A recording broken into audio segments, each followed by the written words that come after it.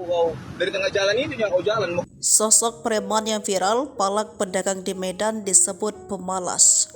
Viral di media sosial, seorang pria diduga sedang memalak pedagang batagor. Peristiwa tersebut terjadi di depan Kapus Kualiti Jalan Ngumpan, Surbakati, Kecamatan Medan Selayang, Kota Medan. Namun belum diketahui secara pasti kapan kejadian itu berlangsung.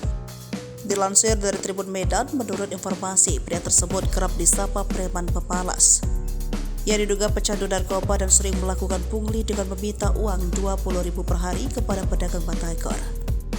Aksi pungli si preman kemudian terekam kamera korban. Dalam video tersebut tampak preman bernama Odes itu datang menghampiri pedagang batagor. Preman tersebut mengenakan kaos yang ditutupi dengan jaket berwarna hitam, senada dengan warna topi yang dikenakan.